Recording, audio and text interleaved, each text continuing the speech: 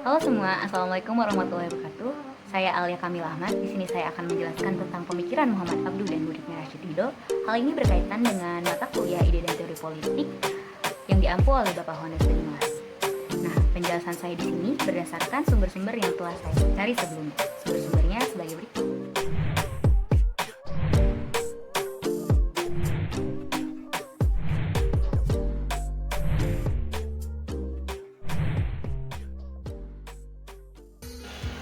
Nah, teman-teman, Muhammad Abduh dan muridnya Rashid Ridho ini adalah penggagas modernisme Islam.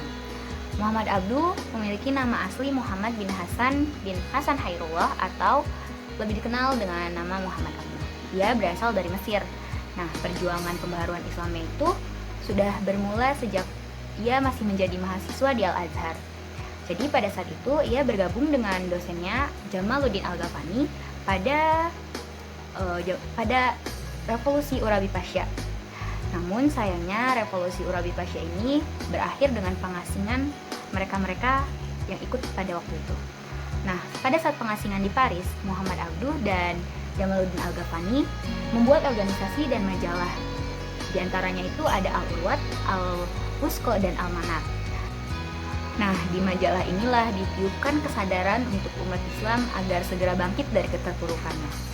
Karena menurut Abduh, kebangkitan suatu negara akan berhasil apabila berasal dari umatnya itu sendiri. Nah, pemikiran kritis Muhammad Abduh ini sebenarnya berasal dari kemunduran umat Islam di Mesir pada saat itu. Jadi, ia membandingkan bangsa Barat yang semakin maju dengan umat Islam yang berada di Mesir yang semakin mengalami kemunduran. Menurutnya, kemunduran umat Islam ini disebabkan oleh paham jumud yang dianut oleh umat Islam pada saat itu. Nah, paham jumud inilah yang membuat umat Islam tidak menghendaki adanya perubahan dan berpikir statis dan tradisionalis. Nah, menurutnya kemajuan umat Islam ini tertutup karena umat Islam itu sendiri. Karena menurut dia, waktu itu umat Islam terlalu memahami agama secara kontekstual tanpa menggunakan akal. Padahal menurutnya akal adalah hal yang terpenting untuk menjadi pedoman dalam beragama. Nah, selain itu, ia berpendapat juga bahwa ajaran Islam harus banding dengan pengetahuan modern yang ada. Namun begitu pula sebaliknya.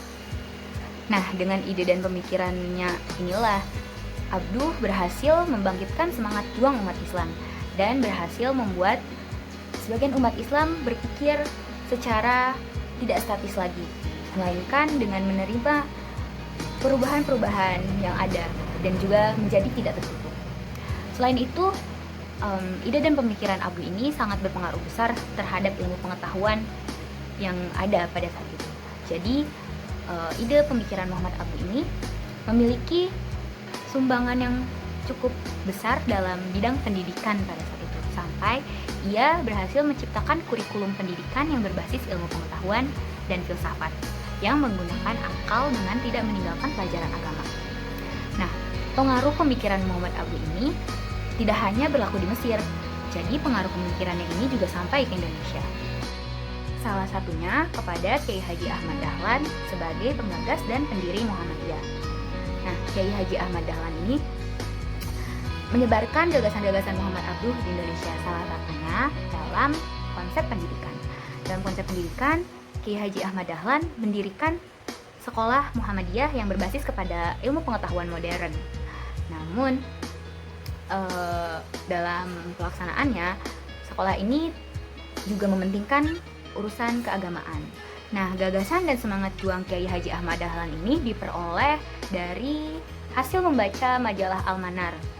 Dalam majalah Al-Manar ini dijelaskan bahwa iman adalah pengetahuan yang sebenarnya, yang berasal dari akal melalui argumen-argumen yang kuat dan membawa jiwa seseorang untuk tunduk dan menyerah.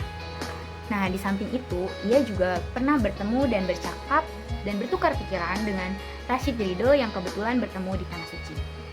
Nah, Rashid Ridho ini adalah seorang intelektual yang berasal dari Lebanon. Sama halnya dengan Muhammad Abduh dan Jamaluddin Al-Ghafani, Rashid Ridho juga merupakan salah satu tokoh pembaharuan Islam pada masa itu. Ia beranggapan bahwa kemunduran umat Islam dikarenakan yaitu yang telah dijelaskan sebelumnya, paham jumud yang dianut oleh umat Islam pada saat itu. Jadi sifat inilah yang membuat umat Islam itu hanya bergerak statis dan tradisionalis. Sedangkan bangsa barat pada saat itu lebih maju karena menurutnya memiliki sifat yang dinamis.